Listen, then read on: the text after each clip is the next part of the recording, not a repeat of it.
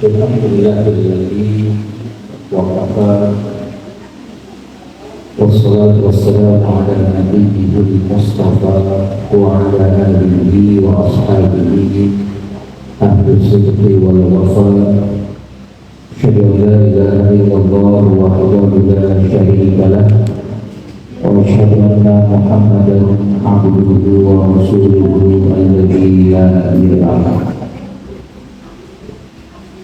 Alhamdulillah, puji syukur kepada Allah Subhanahu wa Ta'ala, senantiasa kita panjatkan Allah Subhanahu wa Ta'ala yang telah menganugerahkan kepada kita semua, oleh khusus di malam yang insyaallah mubarak. Kita masih dianugerahkan nikmat sehat, sempatan ini dan kemudian yang terbesar dalam kehidupan kita yang perlu kita berusaha. Dan salawat dan salam semoga senantiasa tercurah dilimpahkan kepada uswah hasanah kita, suri tauladan yang terbaik sebagai sahabat Nabi Muhammad sallallahu alaihi wasallam, kepada keluarganya, para sahabatnya, umatnya yang istiqomah menjalankan sunnah-sunnah. Alhamdulillah, merupakan sebuah kebahagiaan, kehormatan bagi saya dari khususnya dan juga bersama pimpinan daerah Persis Kota Bekasi dengan adanya mustada pertama sejak komunikasi terhadap komunikasi yang kemudian banyak acara penyertaan itu yang menjadi berbeda ya dan unik dari mustada yang biasa. Penyertaannya dari sudah sejak siang yaitu pembukaan praktek ada dari dan seterusnya lalu kemudian malamnya diisi dengan kajian yang memang biasanya dilakukan di malam di Sabtu ke-4 hanya kemudian sekarang dialihkan ke malam, biasanya pagi bisa tidur. Karena ada penyertaan rangkaian acara mustada sehingga dilakukan kemana. Alhamdulillah, ya saya belum bisa hadir, tapi tentu tadi ada sesuatu yang istimewa dengan sida yang sebelumnya. Ya, karena waktu itu hanya lagi kok, ya sekarang tadi berkaitan dengan acara ya, mohon maaf tadi siang saya memang tidak bisa hadir kepada mereka yang jatuh, jadi baru sampai rumah setengah 5 beristirahat sebentar ya. Yang bikin semangat memang karena ada nasi kebuli di sini. Jadi yang memberatkan saya untuk habis ya. Alhamdulillah melihat perkembangan sejak ya kualifikasi ini yang di luar ekspektasi, artinya dinamikanya begitu cepat ya, dalam hitungan bulan bahkan minggu ya, dari mulai pelatihan proses sampai kemudian acara mustada itu dimulai ya. Al-Barokah ya, banyak gerak diri yang tentang lebih begitu maksudnya lebih banyak ini dari waktu ya, itu bagian dari berkahnya kita banyak menolong. Wallahu fi auni abdi maka abdu fi auni. Salah satu ciri dari sifat beliau, Allah akan menolong seorang hamba selama dia masih mau menolong saudara. Dan di situ dalam hal menolong pun Islam tidak eksklusif, ya, tetapi semua orang, semua kelompok, ya, bahkan lintas agama seperti itu, ya, karena dari sisi insannya, kemanusiaan, ya, kita bergerak bukan hanya dirinya tetapi insannya. Demikian yang disebut dengan bertakwa, ya. Yang pertama dan kedua tentang sidang, ya, demokrasi malam ini bukan bertepatan dengan kita diskusikan.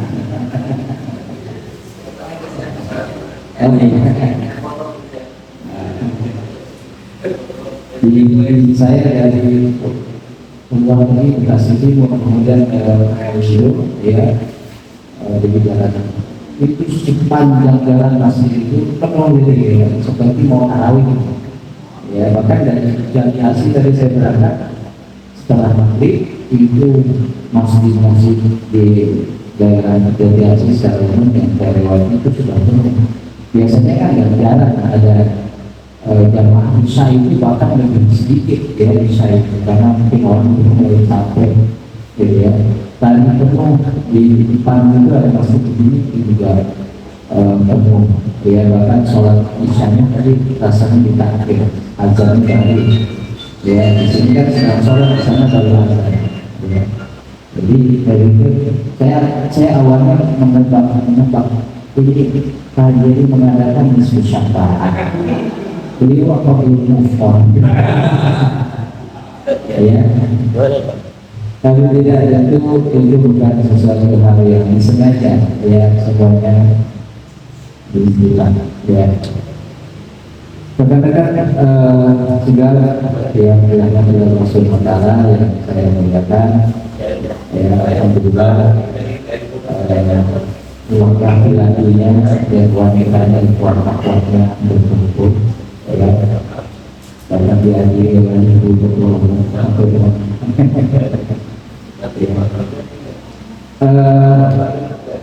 tema yang saya berikan kepada dia itu tentang manusia dalam perspektif Al-Quran. Kenapa? Karena ketika kita menilai manusia dari kacamata kita sendiri, tentu penilaiannya subjektif, ya. Karena pasti yang dinilai dari kita adalah yang bagus, ya. Tetapi kalau penilaian manusia dinilai langsung oleh penciptanya, oleh yang kuat, lalu kemudian tertuang dalam kalamnya yaitu Al-Quran Karim, tentu penilaiannya pasti benar, ya, mutlak kebenarannya. Makanya berbicara manusia, kita sendiri kita manusia itu makhluk yang sangat unik, ya.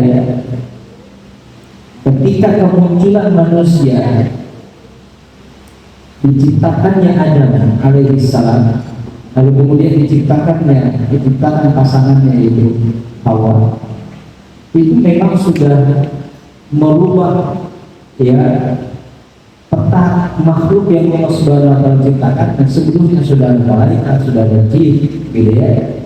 Lalu kemudian muncul makhluk yang bernama manusia, itu luar biasa, ya. Sehingga karena itulah Allah memerintahkan para malaikat untuk sujud kepada Adam, ya. Sujud bukan dalam arti ta'abbud untuk dalam bentuk ibadah, tetapi sujud di sini adalah takrim, ya, lebih kepada memuliakan ciptaan Allah, ya. Pemuliaan ciptaan Allah yang secara keseluruhan dari semua makhluk, manusia ini adalah makhluk yang sempurna dibandingkan dengan makhluk yang lain, ya. Sehingga ayatnya walaqad karramna bani Adam dalam surah yang disebut, dan sungguh telah kami muliakan Bani Adam, keturunan Adam. Artinya manusia dimuliakan oleh Allah. Nah, berarti ada sesuatu yang istimewa di situ, ya.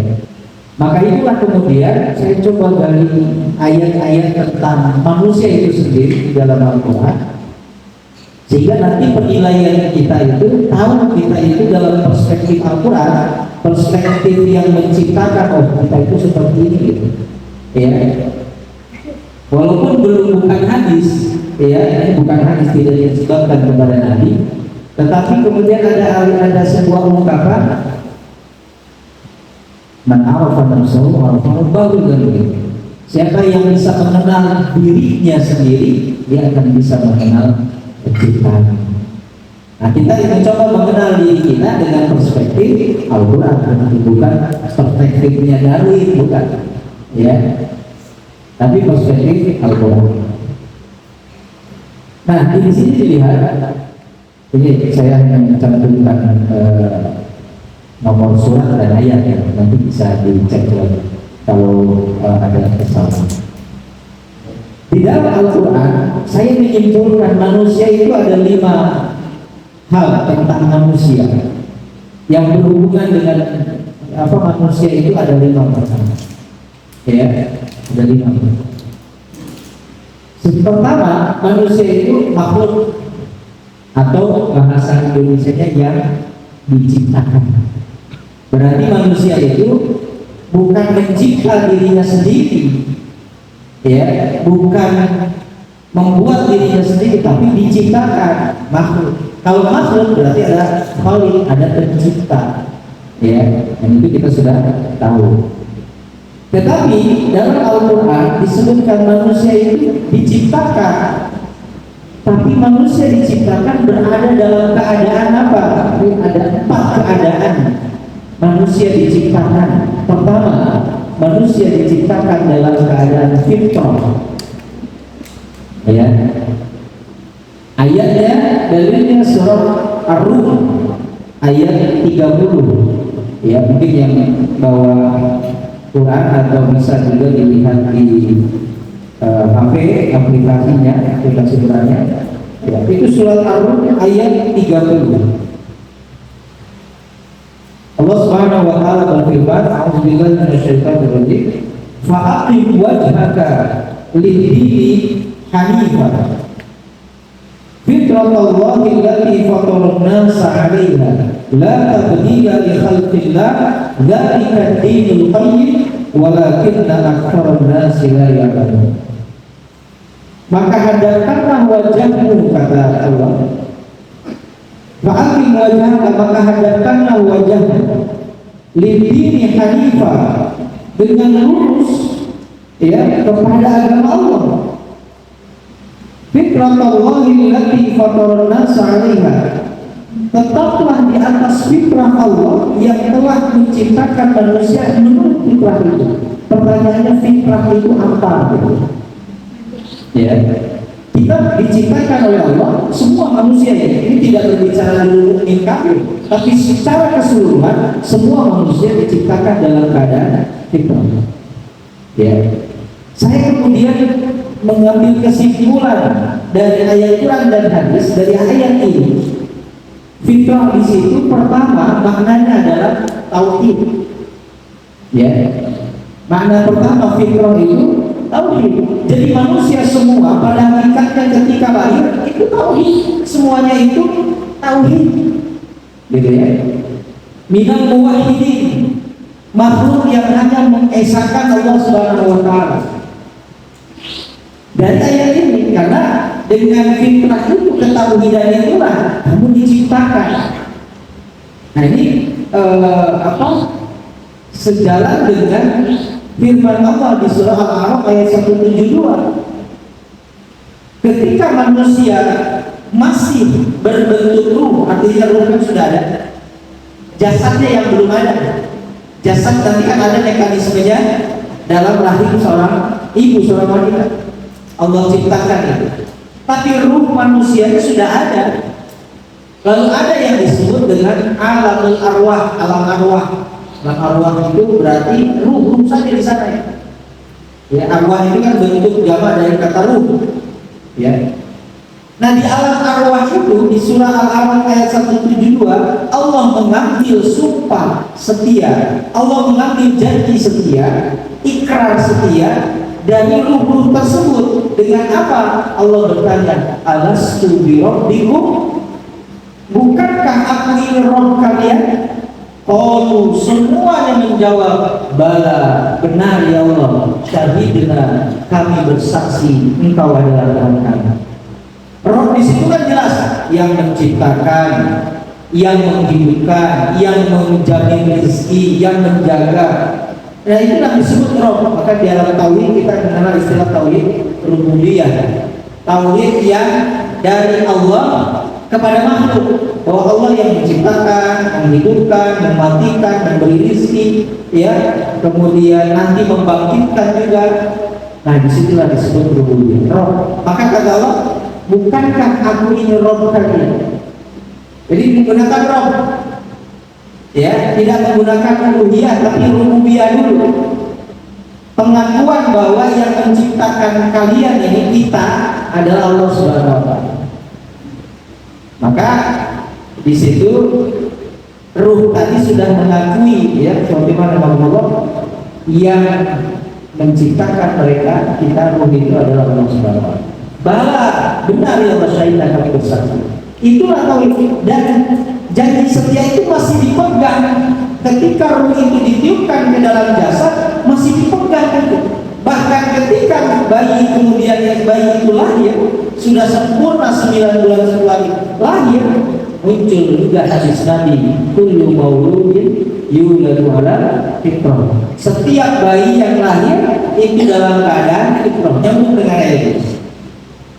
Jadi fitrah yang pertama tauhid, ya, fa'abawahu an yuhawwidani. Lanjutan hadisnya, nanti kedua orang tuanya yang akan menjadikan si anak itu Yahudi, au yunasrani atau Nasrani, au yumajisani atau Majusi. Pertanyaannya, kenapa nggak dalam hadis itu nggak ada kalimat atau menjadikan dia Muslim? Kenapa? Karena al-Islam dinul fitrah. Islam itu agama fitrah.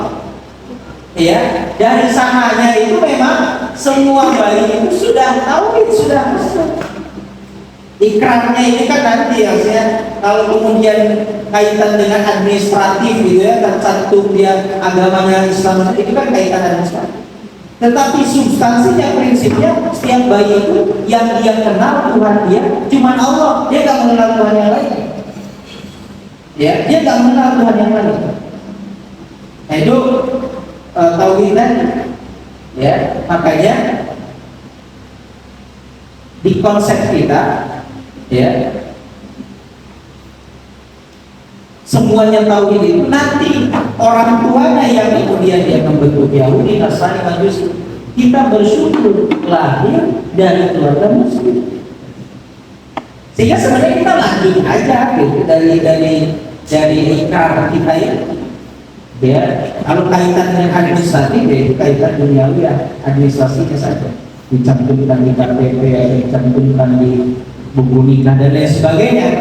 Itu sudah administrasi. Tapi pada akhirnya kita sudah tetap belum menyimpang dari fitrah kita sejak lahir. Yang kita pegang tauhid, kan gitu ya. Yang kita pegang tadi karena orang tua kita mendidik dengan cara Islam, tauhid juga.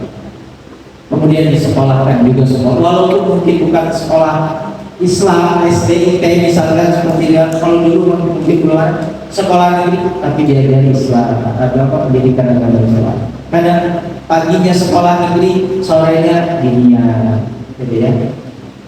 Nah, jadi sebenarnya kita masih terjaga. Itu fitrah yang pertama, tauhid. Fitrah yang kedua, makna fitrah yang kedua, tidak membawa dosa warisan. Makanya kata Nabi, setiap bayi lahir itu dalam keadaan fitrah. Maknanya bisa dua, satu dia tahu, yang kedua dia tidak bawa dosa warisan. Karena dalam konsepsi di Kristen misalkan, ya, ada bayi lahir itu sudah bawa dosa warisan orang tua. Ya, makanya ada konsep apa namanya? dicuci, ya, kemudian dilapis, karena dianggap dia bawa dosa warisan. Sebanyak apa dosa bapak ibunya itu yang dia bawa gitu. Maka di dalam konsep agama lain selain Islam itu ada konsep yang disebut penebusan dosa. Ya kan kasihan baru lagi udah bawa dosa, udah jelas bawa hutang negara kan, ya. Masih udah 16 juta misalnya kan itu udah punya hutang, ya. Tetapi untuk konteks dosa dalam Islam nggak ada konsep itu, nggak ada, sehingga bayi lahir itu suci, dia nggak ada bawa dosa-dosa warisan orang tuanya atau siapapun, nggak ada. Makanya disambut gembira, diberikan sunnah nabinya dengan cara apa? 7 hari akikah, kasih nama yang baik, ya. Kemudian ada walimatul akikahnya, saking senangnya kalau anaknya laki-laki maka kambingnya 2, kalau anak perempuan maka 1. Itu kan bagian ungkapan dari rasa syukur. Dia nggak bawa dosa warisan. Sungguh pun bayi itu mohon maaf lahir dari hasil perbuatan zina. Yang dosa orang tuanya bayi itu nggak ikut-ikutan bawa dosa orang tuanya. Atau bayi itu lahir dari keluarga non muslim misalkan, pada hakikatnya dia tauhid dulu, nanti kemudian berubahnya itu sama orang tua, dia tauhid dulu. Kalau andai kan bayi itu bisa ngomong begitu lahir, kalau ditanya siapa Tuhannya, pasti jawab Allah. Karena yang dia kenal Tuhan itu cuma Allah. Yang dia kenal, yang ngasih makan melalui plasenta itu Allah, yang ngasih rezeki dalam rahim. Dia tidak kenal Tuhan yang lain sebelum nanti diajarin ke orang tuanya gitu. Sebelum nanti kemudian diajarkan melalui pendidikan, melalui lingkungan, pergaulan dan sebagainya. Maka walaupun bayi itu lahir dari perbuatan zina sekalipun, tidak lantas bayi itu membawa dosa warisan orang tua. Sehingga dalam Islam tidak ada istilah bayi haram. Ya, kalau ada istilah bayi haram, maka lahir Anda semua harus dibawa ke MUI untuk dicap halal. Ini tidak ada dosa warisan. Enak banget kayak kata bayinya itu, bapak ibunya yang berbuat dosa, saya kena getahnya bukan. Ya, maka pertama itu kita dalam keadaan suci, dalam keadaan tauhid, ya, akidahnya, dan yang kedua dalam keadaan tidak bawa dosa warisan. Nanti mungkin kemudian akidahnya agak sedikit ternoda dengan dosa udah besar. Ya seperti kita ya berbuat salah, berbuat dosa, berbuat hilaf. Tapi selama itu kita itu hanya menodai, tidak sampai kemudian membatalkan akidah. Kecuali yang jelas-jelas membatalkan, murtad misalkan, perbuatan syirik, nah itu membatalkan akidah. Tapi berbuat kesalahan, dosa, apalagi nggak disengaja, itu tidak membatalkan tauhid. Tapi kemudian memang agak sedikit mencoreng tauhid. Nanti bisa dibersihkan, istighfar, taubah itu akan kembali.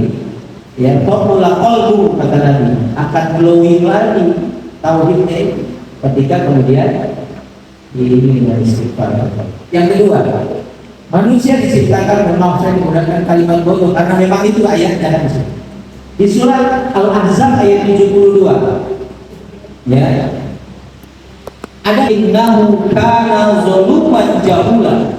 Jadi kan manusia rekan-rekan sehingga manusia itu awalnya Allah menawarkan amanah kekhalifahan bumi ini pertama kepada inna aradnal amanata 'alas samawati ke langit wal ardi ke bumi wal jibal ke gunung-gunung fa abaina ayyahmilna semua menolak untuk memikulnya wa asfaqna minha karena merasa berat wa hamala al-insan. Siapa yang akhirnya sanggup kemudian memikulnya?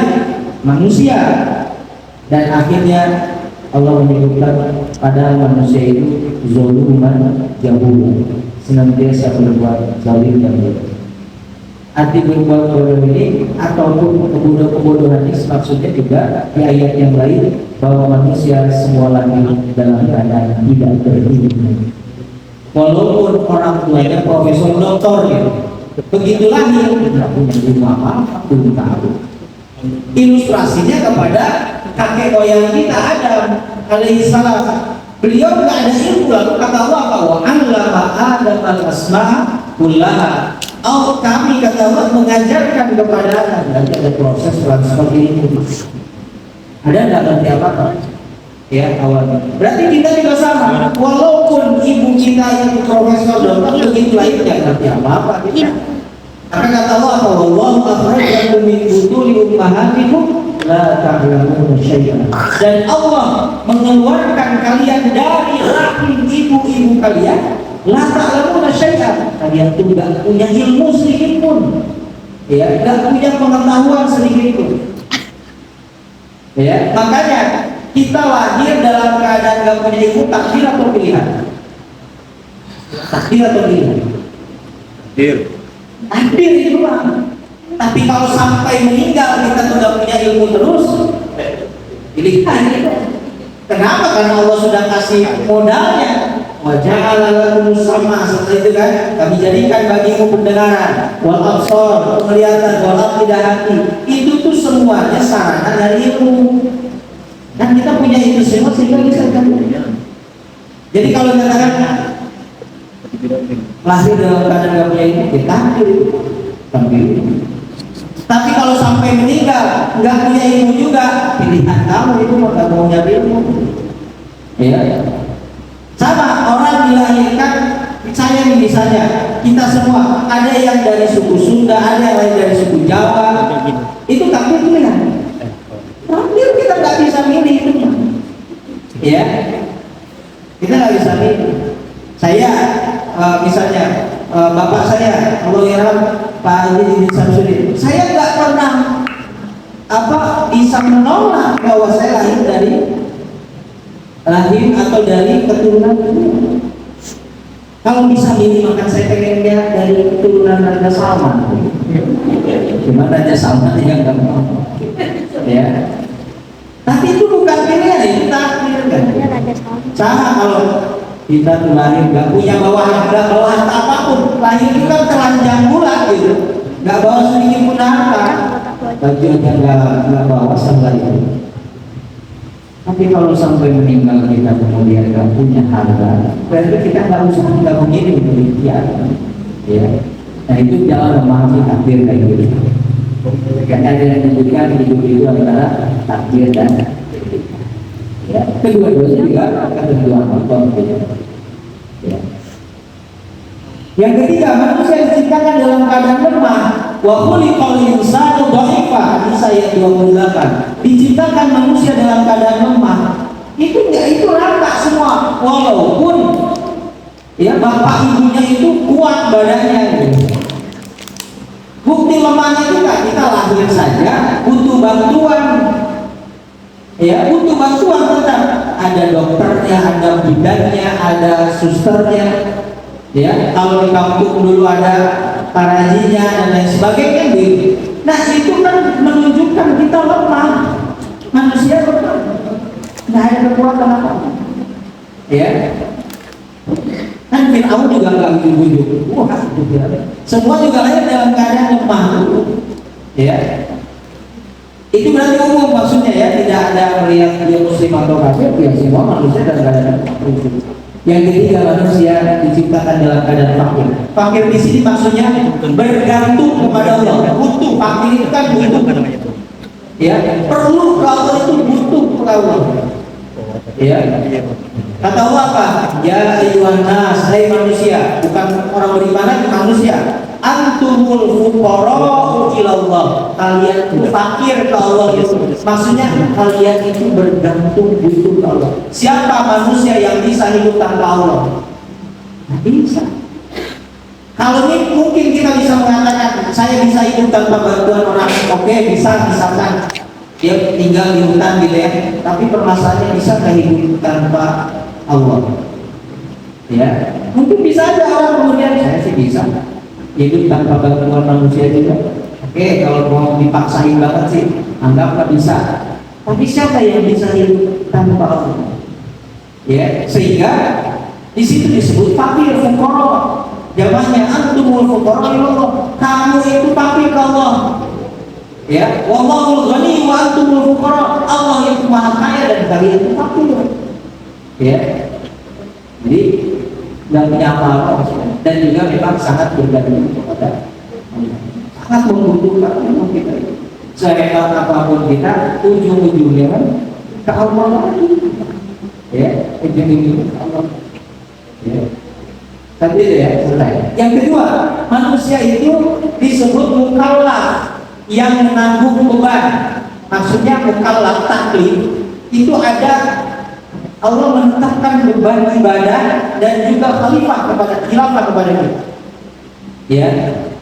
Makanya kalau dalam fikih yang sudah balik disebut dengan usia taklif, sudah dibebani kewajiban. Perbuatan salahnya sudah dicatat, perbuatan baiknya juga sudah dicatat. Kalau yang sudah balik kan gitu kan. Dalam hadis disebutkan ketika seorang wanita sudah haid, ya, maka kan diperintahkan untuk menutup aurat karena di situ dia sudah terkena kewajiban. Mungkin kalau lagi masih kecil baru pelatihan, baru yang namanya tarbiyah, ya, pembiasaan, ya. Nggak apa-apa kalau mungkin anak kecil belum pakai jilbab, nggak jadi masalah, tapi membiasakan kan, itu juga lebih bagus. Saya nanti begitu sudah masuk usia dewasa, ya nggak akan lagi untuk langsung menuju aurat. Gitu. Nah, jadi manusia itu pertama menanggung beban. Yang pertama, beban manusia itu cuma dua. Satu, sebagai abdullah, ya, hamba Allah. Yang kedua, manusia sebagai khalifatullah. Nah, ini fungsi sigap itu terkumpul dua itu. Kita itu abdullah, tapi sekaligus khalifatullah. Khalifatullah itu menebarkan manfaat dengan sesama. Itulah yang dilapangkan sebenarnya. Ya, perpanjangan kekuasaan Allah di muka bumi ini, lalu kemudian kita share dengan semuanya. Maknanya jelama jangan selalu kepemimpinan kok semata, ya, atau harus presiden atau raja atau sultan, tidak. Nyaman itu kebermanfaatan sebenarnya. Ya, maka ayatnya kan bumi ini diwariskan untuk hamba-hamba Allah yang soleh. Nah, itu sebenarnya warisan kita yang besar dari Allah itu bumi itu ketika yang tadi saya sebutkan ditawarin ke gunung, ditawarin ke langit, ditawarin ke bumi itu sendiri, angkat tangan semuanya dan sanggup. Manusia yang kemudian siap untuk menebarkan manfaat, walaupun pada umumnya atau pada dasarnya manusia itu lebih cenderung berbuat kerusakan. Ya, maka kemudian oleh Allah ditegaskan, wa takum minkum ummatun yad'una ila Allah. Kalau begitu harus ada dari kalian itu sekelompok orang yang mengajak kepada kebaikan, mencegah kepada kemungkaran. Itu adalah, ya. Jadi pertama ibadah, ayatnya jelas sudah populer. Wa khalaqtul jinna wal insa illa liya'budun. Tidaklah aku menciptakan jin dan manusia kata Allah melainkan untuk beribadah kepada Aku. Ya. Jadi tugas kita Abdullah. Ya, Abdullah. Sama ketika Nabi tugasnya dua dalam syahadat itu, Abdullah wa Rasuluh, gitu ya. Wa asyhadu anna Muhammadan abduhu wa rasuluh. Jadi Nabi pun kalaupun beliau punya risalah, beliau juga abdul sama seperti kita. Jangan naikkan derajat beliau sebagai ilah, Tuhan. Ya, beliau juga abdul sama. Dalam beberapa konteks yang Nabi juga manusia biasa seperti kita. Ciri manusia biasa yang akan meninggal dunia gitu. Maka ketika Umar bin Khattab mendengar kabar Nabi Muhammad wafat, beliau orang pertama yang nggak terima. Ini Umar kemudian mungkin karena memang saking cintanya, siapa yang bilang waktu itu Nabi Muhammad wafat, saya potong mereka. Umar lupa bahwa Nabi Muhammad juga manusia. Tapi itulah saking cintanya orang terbutakan begitu kan. Ya, dan akhirnya Umar sadar ketika ingat kepada Abu Bakar. Ya, Muhammad itu Rasul. Muhammad itu cuma Rasul. Kalau min qablihi rusul, kalau min qablihi rusul, yang sama seperti rasul-rasul yang lain, gitu. Ya, afa iman apakah kalau Nabi Muhammad menikah autila atau terbunuh in qalabtum ala aqabikum, kalian akan kembali kepada agama nenek moyang kalian hanya gara-gara karena Nabi Muhammad meninggal? Ya, di situ baru ada Umar hafal ayatnya, tapi karena begitu cintanya kepada Nabi Muhammad sampai Umar pernah kemudian meminta kepada Allah, ya Allah, seandainya aku boleh meminta, lebih baik aku dulu yang dipanggil daripada Rasulullah. Kenapa? Karena kalau aku dulu dipanggil olehmu, maka aku tidak mengalami rasa sakit berpisah dengan orang yang aku cintai. Yang gitu. Ya. Karena kalau Nabi Muhammad dulu, berarti aku akan merasakan sakitnya berpisah dengan orang yang aku cintai. Nah, pada suami ngadu anak kemana? Ya, untuk istrinya. Suaminya dulu yang kita, kalau istrinya dulu yang kita. Ya, Allah saking cintanya kepada Rasul, seperti baru sadar. Ya, memang siapa yang meminta Allah untuk diri dan dilakukan. Kalau kamu melakukan apa? Tapi kamu korban. Sudah terjadi jasa di depan kita. Baru sadar. Ya, langsung. Nah, di situ kemudian, ya, Rasul juga abdul, ya, sehingga orang Nasrani menganggap Nabi Isa bukan abdul, anak Allah, derajat Allah. Maka seorang tidak terima ketika Nabi Isa itu anak Allah SWT, bahwa fa'ahullah bila diangkat. Nah, itu kita itu abdul, berarti kita ada konteks hamdun minallah. Kalau kata udah baca, kita punya hubungan langsung vertikal dengan Allah Subhanahu wa taala, abdul. Tapi jangan lupa, Islam tidak mengajarkan kita hanya berkutat dengan hamdun minallah. Islam mengajarkan kita juga harus bermanfaat dalam konteks vertikal horizontal. Itu kan sebenarnya kalau kita simpulkan dari ayat-ayat dalam Al-Quran, perintahnya itu taruhlah sholat, zakat, itu sebenarnya sudah menjadi simbol tentang hamdun minallah dan hamdun minallah. Sholat itu kita yakini memang itu hamdun minallah. Ya, itu porsinya lebih ke Allah, munajat ke Allah Subhanahu wa taala. Tapi zakat itu porsinya memang sosial. Jadi aplikasi dari hamdun minallah kita harus baik juga.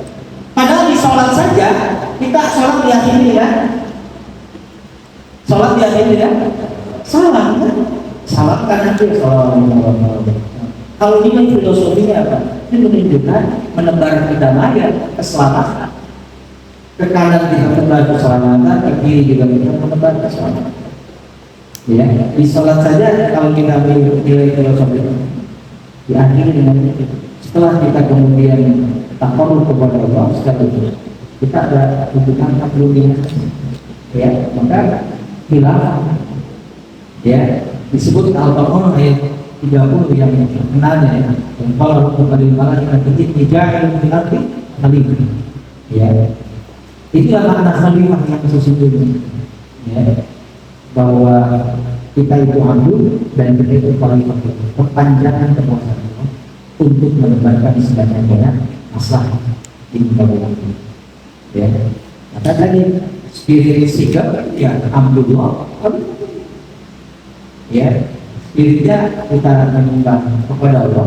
Kita ada kekuatan spiritual ke Allah karena meyakini hati kita lemah, kita fakir ke Allah, kita nggak punya ilmu, ya, sehingga bersandar kepada Allah. Mungkin dalam peperangan ya harus sialnya seperti pejuang begitu ya, atau enggak apa namanya kalau sedang berdagang satria kan, seperti satria malamnya seperti lahir kan itu diungkapkan, artinya malamnya itu ini tersumpah kepada Allah. Ya, amalan para nabi dan rasul malamnya itu Allah, ya, karena tadi siangnya dia malamnya pasangan Allah, atau malamnya menyiapkan modal spiritual, siangnya jalan. Jadi, nah itu tugas kita, dan kita ada taklif ya menentukan. Yang ketiga, manusia itu mukhayyar disebutnya, ya bebas memilih, artinya tadi antara takdir dan pilihan. Untuk iman atau kufur itu takdir atau pilihan? Pilihan. Dalam surah Al-Insan ayat pertama dan kedua, imma syakiran wa imma kafura. Pilihan kamu kalau nggak syukur, kufur. Bahkan para jin saja mengatakan, wa inna minna sholihun, kami ada yang soleh, wa minna duna dzalik, ada yang enggak. Kunna tara'iqa qidada, kami kini jalan kami masing-masing.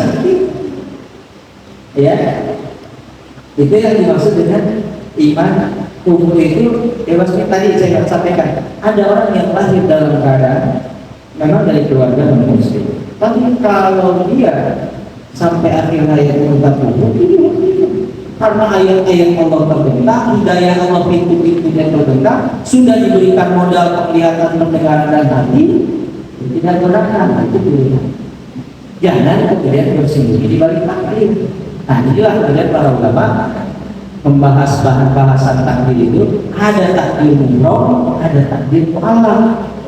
Ya, ada takdir yang memang tidak bisa diganggu-gugat, ada takdir yang itu bagian dari ikhtiar kita. Memang takdir Allah, tapi di situ kita bisa diberikan pilihan ikhtiar Allah. Wahadainahum najdain. Ada dua jalan, silahkan. Ada yang jalan enak, ada yang nanjak. Kalau tahammum aqabah, niat yang nanjak, nggak ada orang yang mau, gitu kan? Ya, nggak ada orang yang mau. Karena namanya nanjak, dimanapun capek gitu. Orang lebih banyak pengen jalan yang atau datar minimal enak gitu. Tapi nanjak ini nggak ada yang memilih. Tapi silakan itu. Ya, ibaratnya ini jalan taat, ini jalan maksiat, silakan. Kalian pilih, kata Allah, karena sudah diberi modal. Tapi di ujung jalan taat ada takdir Allah, di ujung jalan maksiat ada takdir Allah. Kalau seseorang memilih jalan taat, maka takdirnya selamat, akhirnya surga Allah.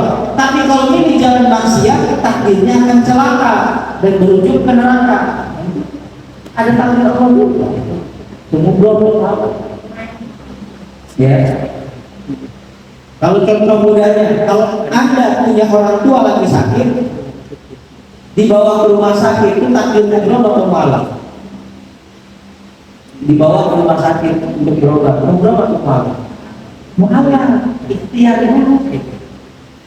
Ya, karena kita ke rumah sakit untuk mengikhtiarkan kesembuhan, bukan menghindari kematian. Ya, catat. Karena kematian umroh, cuma nggak bisa diganggu-ganggu. Saya punya ibu sakit, saya bawa ibu saya ke rumah sakit. Begitu kata dokter, Pak ini harus dirawat, rawat beri yang terbaik bagi ibu, dirawat. Pak ini sebetulnya pada tindakan yang karena sudah berubah. Bismillahirrahmanirrahim. Biaya kan bertambah. Ya, habis saya punya mobil dua, saya jual satu, buat bayar satu dulu. Masih juga dengan faktor jual udah kemudian masih ujungnya meninggal dunia juga ibu saya. Itulah takdir umroh. Tapi jangan begini, ya Allah, kalau tahu ujungnya meninggal, saya pakai jual mobil, gak usah saya pakai jual rumah ataupun jual toko. Ya itu umroh, nggak. Saya tidak jamaah di Jakarta, ibunya itu minta tolong ke anak-anak. Anak-anak mama, beliin mama tiket kereta api ke Bandung, mama pengen nengok tua kalian. Jadi kakaknya ibu ini sakit di Bandung, tapi sama anaknya kok pakai kereta, udah saya antar mah, udah kami antar loh. Bukan, karena ada kendaraan. Enggak, mama pengen naik naik kereta, duduk tidur nyampe Bandung. Kan stasiun akhirnya kan ya anaknya dulu ya udah yang pagi ya bayar biar masih pagi nyampe ke Bandung ya nanti kan banyak ponakan kamu